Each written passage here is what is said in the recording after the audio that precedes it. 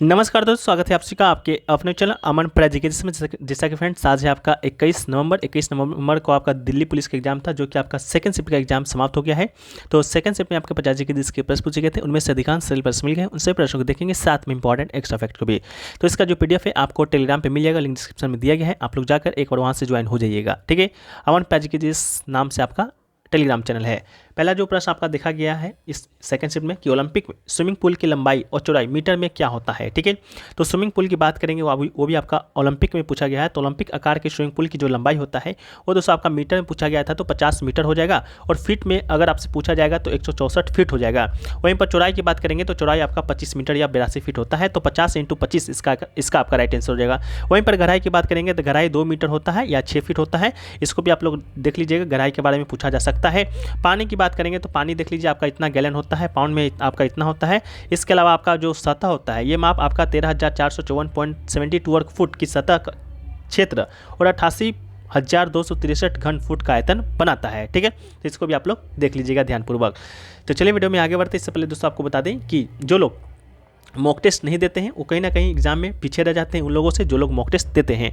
Mock test देने का आपके पास अनेकों फ़ायदा होता है, जिसमें से एक फ़ायदा आपका ये है कि मॉक टेस्ट आप देते हैं तो आपको एक जो प्रेशर होता है एग्जाम का वो आप हैंडल करना पहले से ही सीख जाते हैं। साथ में टाइम मैनेजमेंट बहुत अच्छी तरह से होता है। और टेस्ट बुक मॉक टेस्ट आप दे कहाँ, तो मॉक टेस्ट देने के लिए जो टेस्ट बुक एजेसा प्लेटफॉर्म है जो अभी तक के लिए सबसे बेस्ट है, ठीक है। इस पर अभी ऑफर भी चल रहा है आपका हैप्पी आवर सेल के नाम से, जिसमें आपका टेस्ट बुक का जो पास है, टेस्ट बुक का पास है वो मात्र 314 रुपये में। और पास प्रो अगर आप लेना चाहते हैं, पास प्रो लीजिएगा तो आपको इसमें क्या होगा कि एक मॉक को आप अनलिमिटेड बार दे सकते हैं, साथ में आप PYQ को भी एक्सेस कर पाते हैं, ठीक है। तो ये मात्र आपको 449 रुपये में। कूपन कोड APG यूज़ कीजिएगा तो आपको 10% का एक्स्ट्रा OB देखने को मिलेगा। तो डिस्क्रिप्शन में लिंक दिया गया है, आप लोग जाकर वहाँ से डाउनलोड कर लीजिएगा। कूपन कोड APG यूज़ कीजिएगा। टेस्ट बुक ऊपर 700 प्लस एग्जामों का 70,000 प्लस मॉक टेस्ट के साथ साथ आपको 17,000 प्लस PYQ भी देखने को इस पर मिलता है, ठीक है। तो डिस्क्रिप्शन में लिंक है, आप लोग जाकर वहाँ से डाउनलोड करके हमारा कूपन कोड APG यूज़ जरूर कीजिएगा, ठीक है। तो चलिए हम लोग वीडियो में आगे बढ़ते हैं। जब वीडियो में हम लोग आगे बढ़ते हैं तो नेक्स्ट जो प्रश्न आपसे पूछा गया है वो पूछा गया कि मिडनाइट चिल्ड्रन के लेखक कौन है। तो मिडनाइट चिल्ड्रन की बात करते हैं हम लोग। तो मिडनाइट चिल्ड्रन की जो पुस्तक है उसके लेखक जो है वो दोस्तों आपके सलमान रश्दी है। तो सलमान रश्दी इसका राइट आंसर हो जाएगा। ये उपन्यास आपका 1981 में इनके द्वारा लिखा गया है, जो भारत के ब्रिटिश उपनिवेशवाद से स्वतंत्रता और ब्रिटिश भारत के विभाजन के परिवर्तन काल के बारे में बतलाता है, ठीक है। तो बुक एंड ऑथर से संबंधित जितने भी आपके प्रश्न बन सकते हैं एग्जाम में या प्रश्न बने हैं उन सभी का PDF भी आपको टेलीग्राम पे भेज दिया गया है। तो आप लोग जाकर वहां से जरूर एक्सेस कर लीजिएगा, ठीक है। और भी बहुत सारे टॉपिक का भेजा गया है, जिन जिन टॉपिक्स आपके एग्जाम में प्रश्न आ रहे हैं देखने को मिल रहे हैं। नेक्स्ट आपका है प्रधानमंत्री रोजगार योजना PMRY की शुरुआत किस वर्ष हुआ था। तो प्रधानमंत्री रोजगार योजना की जब हम लोग बात करते हैं तो इसका जो शुरुआत है वो दोस्तों आपका 1993 में हुआ था। तो इसका राइट आंसर आपका क्या होगा, 1993 हो जाएगा। यह भारत के शिक्षित युवाओं और महिलाओं की स्वरोजगार प्रदान करने के लिए शुरू किया गया योजना था। केंद्र सरकार के द्वारा योजना प्रायोजित था, ठीक है। नेक्स्ट क्वेश्चन पूछा गया कि वेम्पति चिन्नासत्यम का संबंध निम्नलिखित में से किस शास्त्रीय नृत्य से था। तो वेम्पति चिन्नासत्यम की बात करेंगे तो इनका संबंध आपका कुचिपुड़ी से है। तो कुचिपुड़ी इसका राइट आंसर हो जाएगा। कुचिपुड़ी की जब हम लोग बात करते हैं तो कुचिपुड़ी कहाँ का शास्त्रीय नृत्य है, तो ये दोस्तों आपका आंध्र प्रदेश का शास्त्रीय नृत्य है। इनका जो जन्म है आपका 25 अक्टूबर 1929 को कृष्णा जिले के कुचिपुड़ी गाँव में हुआ था, ठीक है। तो ये लिखने का मतलब मेरा मकसद ये था कि आंध्र प्रदेश में एक जगह है, गाँव है कुचिपुड़ी, जो कि आपका कृष्णा जिले में पड़ता है। ये भी प्रश्न आपका एक बार एग्जाम में बन चुका है कि जो कुचिपुड़ी है वो कौन से जिले में पड़ता है। तो कृष्णा जिला इसका राइट आंसर था। इसी गांव के नाम पर आपका कुचिपुड़ी शास्त्रीय नृत्य का नाम दिया गया है। इसके अलावा वेम्पति चिन्नासत्यम 1963 में चेन्नई में आपका कुचिपुड़ी कला अकादमी की स्थापना की है। इसको भी याद रखिएगा। उनके छात्र हैं हेमा मालिनी, रेखा हो गया, बैजयंती माला हो गया, आकाश शंकर वर्णम हो गया, ये सभी आपके मंजू भार्गवी हो गया। ये सभी क्या है आपके प्रमुख दिग्गज अभिनेता और नर्तक है, ठीक है। तो इन सभी का भी संबंध किससे होगा, तो कुचिपुड़ी नृत्य से ही होगा, ठीक है। नेक्स्ट आपका पूछा गया कि 1976 में भारतीय संविधान में क्या जोड़ा गया था। 1976 की जब हम लोग बात करते हैं तो 1976 में भारतीय संविधान में जोड़ा गया था आपका मौलिक कर्तव्य, ठीक है। मौलिक कर्तव्य जोड़ा गया था। ये प्रश्न आपके एग्जाम में आया था। मौलिक कर्तव्य ऑप्शन में था, मौलिक अधिकार ऑप्शन में था, DPSP था, ठीक है। तो मौलिक कर्तव्य आपके 1976 में जोड़ा गया था, जिसमें आपका 42वां संविधान संशोधन हुआ था।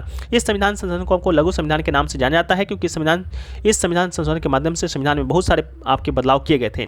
जिसमें पहला जो बदलाव किया गया था आपका किसमें, प्रस्तावना में 3 नए शब्द जोड़े गए थे। पहला तो समाजवादी, दूसरा धर्मनिरपेक्ष और तीसरा दोस्तों आपका अखंडता शब्द जोड़ा गया था। इसके अलावा इसमें राष्ट्रपति को कैबिनेट की सलाह के लिए बाध्यता का उपबंध भी शामिल किया गया था। इसके तहत संवैधानिक संशोधन को न्याय प्रक्रिया से बाहर किया गया था और नीति निषेध तत्वों को व्यापक बनाया गया था। साथ में शिक्षा, वन्य जीवों, पक्षियों का संरक्षण, नापतोल और न्याय प्रशासन तथा उच्चतम और उच्च न्यायालय के अलावा सभी न्यायालयों के गठन और संगठन के विषय को राष्ट्र सूची से समवर्ती सूची में हस्तांतरित कर दिया गया था। साथ में 10 मौलिक कर्तव्य जोड़ा गया था, ये भी आप लोग जानते हैं। एक जो मौलिक कर्तव्य जोड़ा गया था वो आपका 2002 में जोड़ा गया था 86वां संविधान संशोधन के माध्यम से। अगला क्वेश्चन पूछा गया कि in terms of crops what is the full form HYB। HYB का फुल फॉर्म पूछा गया था, तो हाई यील्डिंग वैरायटी इसका राइट आंसर हो जाएगा। हाई यील्डिंग वैरायटी इसका आपका क्या होगा, राइट आंसर होगा। ये समान गुणवत्ता वाले बीजों से बेहतर गुणवत्ता वाले बीज कीड़े और अन्य बीमारियों से लड़ने के लिए एक अच्छी प्रतिरक्षा प्रणाली प्रदान करते हैं। भारत में हरित क्रांति ने उच्च उपज वाले किस्म के बीज, ट्रैक्टर सिंचाई सुविधाओं तथा कीटनाशक और उर्वरकों के उपयोग को अपनाया था। इसके अलावा जो MS स्वामीनाथन थे, भारत में हरित क्रांति के जनक के रूप में माने जाते हैं। साथ में हरित क्रांति का ओवरऑल जनक की बात करेंगे तो नॉर्मन ब्लॉक, जिनका संबंध आपका किससे है, तो USA से है। अगला है कि बिलायत खां का संबंध किस वाद्ययंत्र से है। बिलायत खां की बात करेंगे तो इनका संबंध आपका सितार से है, तो सितार इसका राइट आंसर होगा। बिलायत खां का मृत्यु आपको 75 वर्ष की आयु में 13 मार्च 2004 को मुंबई, भारत में हो गया था। साथ में वाद्य यंत्र से संबंधित भी आपके जो प्रमुख कलाकार हैं, जितने भी प्रश्न बन सकते हैं या बने हैं, उन सभी का PDF ये टेलीग्राम पे भेज दिया गया है, तो आप लोग जाकर वहां से एक्सेस जरूर कर लीजिएगा। नेक्स्ट क्वेश्चन है कि सोनल मानसिंह किस नृत्य से संबंधित है। सोनल मानसिंह की बात करते हैं तो इनका संबंध भरतनाट्यम से भी है और आपका ओडिसी से भी है, तो राइट आंसर आपका दोनों हो जाएगा, ऑप्शन में दिया गया था। अगर नहीं भी दिया गया होगा तो कोई एक इसका राइट आंसर हो जाएगा। इसके अलावा 1992 में पद्म भूषण प्राप्त करने वाली सबसे कम उम्र के प्राप्तकर्ता थे। साथ में 2003 में सोनल मानसिंह को पद्म भूषण अवार्ड से सम्मानित किया गया था और सम्मानित होने वाली पहली भारतीय महिला नर्तक भी बनी थी। ठीक है, इसका भी PDF आपको टेलीग्राम पे मिल जाएगा, जाकर देख लीजिएगा, कल ही भेजा गया है। ये आपका जितने भी नर्तक हुए उनसे संबंधित जो नर्तक कलाकार हुई। अगला क्वेश्चन पूछा गया जनगणना 2011 के अनुसार किस राज्य की जनसंख्या 10 करोड़ से कम है। ठीक है, 10 करोड़ से कम जनसंख्या का पूछा गया था। 4 ऑप्शन दिए गए थे। ऊपर का जो 4 ऑप्शन दिया गया है वो 4 ऑप्शन आपके कंप्यूटर स्क्रीन पर दिए गए थे। उत्तर प्रदेश, महाराष्ट्र, बिहार और पश्चिम बंगाल, जिसमें से राइट आंसर आपका पश्चिम बंगाल हो जाएगा। उत्तर प्रदेश की जनसंख्या की बात करते हैं तो पूरे भारत में सबसे ज्यादा है, कितना है, तो 19,98,12,341 है। ठीक है, परसेंटेज बात करेंगे तो पूरे भारत का 16.50% जो जनसंख्या है उत्तर प्रदेश में निवास करता है। सेकंड स्थान पर महाराष्ट्र है, 11,23,70,333 है।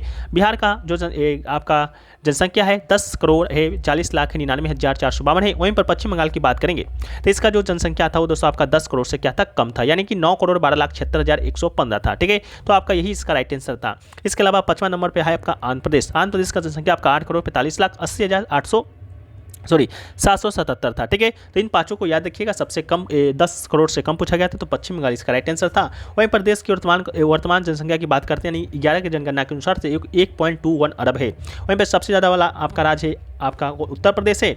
वहीं पर आपका सबसे कम जनसंख्या वाला आपका राज्य है आपका सिक्किम। सिक्किम का जनसंख्या 60,000 ही है। ठीक है, 6,07,688 है। अगला है चित्तौड़गढ़ में विजय स्तंभ का निर्माण किसने कराया था। विजय स्तंभ की बात करेंगे पहली बात ये है कहाँ, तो चित्तौड़गढ़ में। निर्माण किसने कराया था, तो राणा कुंभा ने कराया था, ये आपसे पूछा गया था। विजय स्तंभ, कीर्ति स्तंभ या टैम ऑफ टावर राजस्थान के चित्तौड़गढ़ जिले में चित्तौड़गढ़ किले के भीतर एक विजय स्मारक है। स्तंभ का निर्माण मेवाड़ के राजा कुंभा ने 1448 में कराया था, इस बात को भी याद रखिएगा, आपसे पूछा जा सकता है। इसके अलावा इसमें कुल 9 तल है। शीर्ष तल पर आपका जैन देवी पद्मावती की एक छवि है। अगला है स्वतंत्रता दिवस 2022 की थीम क्या था। 22 का पूछा गया था या 23 का पूछा गया था, मुझे आइडिया नहीं है, लेकिन दोनों का जो थीम था वो दोस्तों आपका राष्ट्र पहले हमेशा पहले, यानी कि नेशन फर्स्ट ऑलवेज फर्स्ट आपका 22 का भी थीम था और आपका 23 का भी थीम था। नेक्स्ट क्वेश्चन पूछा गया कि खेलो इंडिया शीतकालीन खेल पहला संस्करण डैश में हुआ था, यानी कि कहाँ हुआ था। तो खेलो इंडिया शीतकालीन खेल है जो पहला संस्करण है वो दोस्तों आपका गुलमर्ग, जो कि जम्मू कश्मीर में पड़ता है, वहाँ पर आयोजित हुआ था। इसके अलावा खेलो इंडिया का अभी तक 3 संस्करण हुआ है। पहला संस्करण 2020 में, दूसरा संस्करण 2021 में, तीसरा संस्करण आपका 2023 में। तीनों जो संस्करण है आपका गुलमर्ग में ही आयोजित हुआ है और तीनों संस्करण का जो चैंपियन है वो दोस्तों आपका जम्मू कश्मीर भी है, इसको भी याद रखिएगा। नेक्स्ट आपका है मृणालिनी साराभाई किस प्रकार के नृत्य के लिए प्रसिद्ध है। तो ऐसा गाना बज रहा है तो आप लोग उसको थोड़ा सा मैनेज कर लीजिएगा, क्योंकि अभी पर्व तब का समय चल रहा है। मृणालिनी साराभाई की बात करते हैं तो इनका संबंध आपका भरतनाट्यम से है। उन्होंने प्रसिद्ध वैज्ञानिक विक्रम साराभाई से शादी की थी। 7 महीने पद्मश्री का अवार्ड 1965 में, पद्म भूषण का अवार्ड 1994 में दिया गया है। 1994 में नई दिल्ली में प्रतिष्ठित संगीत नाटक अकेडमी फेलोशिप में सम्मानित किया गया है। और नृत्य के क्षेत्र में उनका सबसे बड़ा योगदान यह है कि 1949 में अहमदाबाद में अपने पति के साथ स्थापित किया गया दर्पाना अकेडमी ऑफ परफॉर्मिंग आर्ट्स। ये भी प्रश्न आपसे बन चुका है कि दर्पाना अकेडमी ऑफ परफॉर्मिंग आर्ट्स है जो कि आपका किसने स्थापित किया था, तो मृणालिनी साराभाई ने ही स्थापित किया था। नेक्स्ट आपका है तेंदुलकर समिति में शहरी कमाई प्रति व्यक्ति कितना था। ठीक है, तो देखिए तेंदुलकर समिति और आपका रंगराजन समिति दोनों का संबंध आपका किससे है, तो गरीबी रेखा के निर्धारण से है।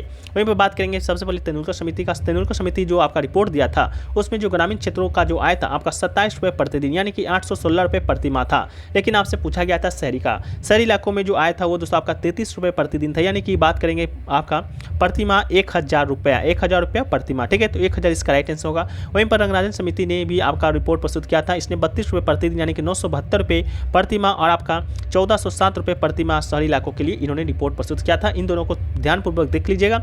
यहाँ से प्रश्न आपके शहरी से पूछा जा चुका है, तो आपका बहुत ही ज़्यादा चांस है कि ग्रामीण का भी पूछा जाएगा। तो 816 रुपये आपको मुँह जबानी याद रखना है। नेक्स्ट आपसे पूछा गया कि रुद्रदामन का संबंध किस वंश से है।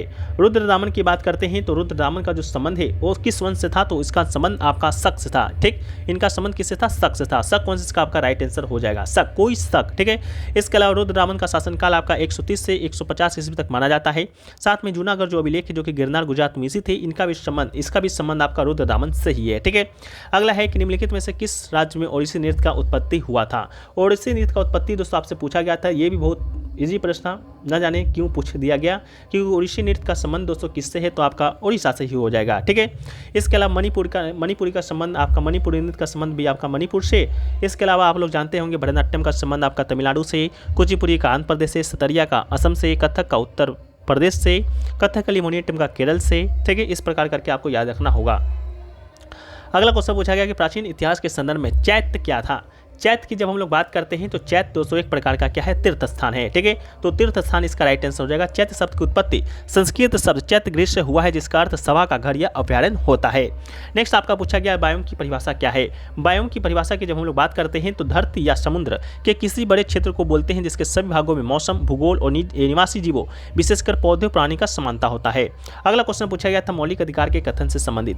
मौलिक अधिकार के कथन से संबंधित क्या पूछा गया था। कथन तो मुझे प्राप्त हो नहीं पाया है, लेकिन हाँ कथन प्राप्त तो हुआ नहीं है, लेकिन मौलिक अधिकार से संबंधित कुछ पॉइंट्स है उसको भी हम लोग देख लेते हैं। तो देखिए मौलिक कर्तव्य की जब हम लोग मौलिक अधिकार की जब हम लोग बात करते हैं तो मौलिक जो अधिकार है मूल संविधान में आपका हुआ करता था 7, लेकिन वर्तमान में बात करेंगे तो वर्तमान में है आपका 6।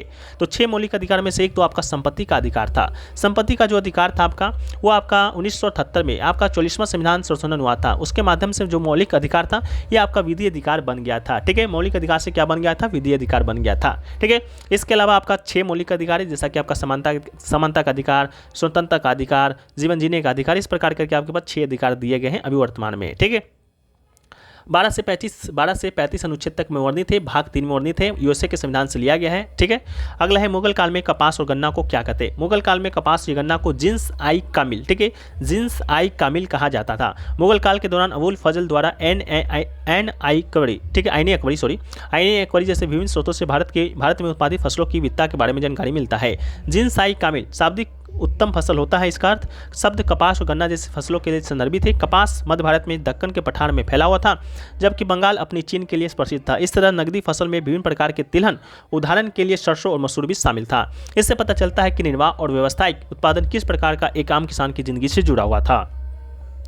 नेक्स्ट आपका पूछा गया 1857 की क्रांति का नेतृत्व किसने किया था। तो 1857 के विद्रोह का जो नेतृत्व है वो आपका दिल्ली के सम्राट बहादुर शाह जफर के द्वारा किया गया था। तो बहादुर शाह जफर इसका राइट आंसर होगा, लेकिन ये नेतृत्व आपका औपचारिक और नाम मात्र का था। विद्रोह का जो वास्तविक नेतृत्व था आपका, इसका जो जनरल था आपका सेनापति था बख्त खां के द्वारा किया गया था। ठीक है, साथ में अलग अलग शहरों में अलग अलग स्थानों पे अलग अलग भारतीय नेताओं के द्वारा इसका नेतृत्व किया गया था, उसको भी बारी बारी से देख लेते हैं। तो दिल्ली का और ओवरऑल दोनों का नेतृत्व आपका बहादुर शाह द्वितीय के द्वारा। लखनऊ की बात करेंगे तो बेगम हजरत महल के द्वारा। कानपुर का आपका नाना साहेब के द्वारा। झांसी का आपका लक्ष्मीबाई के द्वारा। ग्वालियर का आपका तात्या टोपे के द्वारा। बरेली में आपका खान बहादुर खां के द्वारा। इलाहाबाद में आपका मौलवी लियाकत अली और बनारस में भी। बिहार में आपका कुंवर सिंह के द्वारा। बिहार का जरूर याद रखिएगा, इससे प्रश्न आपका बन जाता है कभी कभी। ठीक है, साथ में किन अधिकारियों ने इन विद्रोह को दबाया था उसको भी एक नज़र आप लोग देखते चलिएगा, पीडीएफ में आपको मिल जाएगा। ठीक है, झांसी का याद रखिएगा जनरल ह्यूग रोज के द्वारा इसे दबाया गया था। अगला है आपका हरेली का त्यौहार निम्नलिखित में से किस भारतीय राज्य में मनाया जाता है। हरेली की बात करेंगे तो ये त्यौहार आपका छत्तीसगढ़ में मनाया जाता है। ये श्रावण अमावस्या या महीने की अमावस्या के दिन आपका शुरू होता है। ये राज्य के सभी किसानों के द्वारा मनाया जाता है। खेतों और गायों के प्रति अपनी श्रद्धा अर्पित करते हैं। ये पूरे वर्ष अच्छी फसल सुनिश्चित करने के लिए भेलवा ट्री की पत्तियां और शाखाओं को भी लगाते हैं। अगला क्वेश्चन पूछा गया अनुच्छेद 123 और 213 किससे संबंधित है। तो अनुच्छेद 123 और 213 दोनों अध्यादेश से संबंधित है। बस डिफरेंस इतना है, 123 आपका राष्ट्रपति के अध्यादेश से, 213 आपका राज्यपाल के अध्यादेश से संबंधित है। ठीक है, तो अनुच्छेद 123 भारत के राष्ट्रपति को संसद के दोनों सदनों में से किसी एक के सत्र में नहीं होने पर अध्यादेश जारी करने की शक्ति प्रदान करता है। वहीं पर 213 राज्य के राज्यपाल को उसी स्थिति में अध्यादेश जारी करने का अधिकार देता है जब राज्य विधानसभा सभा का सत्र नहीं चल रहा हो। ठीक है, इसके अलावा भी और प्रश्न पूछा गया था, जैसा कि आपका दोहरी नेशनल आय कब होती है, इस प्रकार का प्रश्न पूछा गया था। ये भी प्रश्न मुझे अभी तक मिल नहीं पाया है ओवरऑल, तो आप लोग भी जानते हैं तो इसका राइट आंसर जरूर बताने, इसका लैंग्वेज जरूर बताने का प्रयास कीजिएगा। साथ में और पूछा गया था अखिल भारतीय खिलाफत समिति के सदस्य से संबंधित, ये भी लैंग्वेज नहीं ठीक तरह से मिल पाया है। ठीक है, साथ में और भी 2-3 प्रश्न पूछे गए थे, प्रशांत महासागर में कौन सा प्लेट है या नहीं है। ठीक है, ये भी पूछा गया था। जो लोग एग्जाम देकर आए हैं आप लोग जरूर बताने का प्रयास कीजिएगा, तो बहुत बहुत आभारी रहेंगे आपका। इसके अलावा और भी प्रश्न पूछे गए थे, जैसे कि संसदीय सिस्टम की विशेषता क्या होता है। ठीक है, संसदीय सिस्टम का विशेषता ऑप्शन में क्या दिया गया था, उसके अकॉर्डिंग इसका राइट आंसर क्या होगा आप लोग बताइएगा। इसके अलावा पिरामिड के एनर्जी के बारे में भी कुछ क्वेश्चन पूछा गया था, पिरामिड के एनर्जी से संबंधित भी क्वेश्चन पूछा गया था। ठीक है, साथ में एक क्वेश्चन शायद पूछा गया था कि कांग्रेस के अधिवेशन में संबोधित करने वाली महिला। ठीक है, तो देखिए कांग्रेस जो अधिवेशन हुआ था उसको संबोधित करने वाली यानी कि अध्यक्ष बनने वाली जो प्रथम महिला थी वो दोस्तों आपके थे एनी बेसेंट। ठीक है, कौन था, एनी बेसेंट था। ठीक है, तो एनी बेसेंट प्रथम अध्यक्ष था, तो इन्होंने ही संबोधित किया है। इसके अलावा आपका प्रथम भारतीय की बात करेंगे तो भारतीय आपके सरोजिनी नायडू हो जाएंगे। ठीक है, तो उसका राइट आंसर आपका एनी बेसेंट हो जाएगा। ठीक है, इसके अलावा और भी प्रश्न नहीं मिल पाए। एक आपका टिस्को इसको का संबंध किससे ये पूछा गया था, टिस्को और इसको का, इसका भी ऑप्शन नहीं मिल पाया है, तो आप लोग जरूर कमेंट सेक्शन में बताइएगा इससे संबंधित क्या क्या प्रश्न पूछे गए थे। ठीक है, तो चलिए फ्रेंड्स, आशा करते हैं वीडियो पसंद आया है। वीडियो पसंद है तो वीडियो को लाइक से सब्सक्राइब जरूर कीजिएगा। मिलते हैं नेक्स्ट वीडियो में, जब तक के लिए जय हिंद, जय भारत, वंदे मातरम।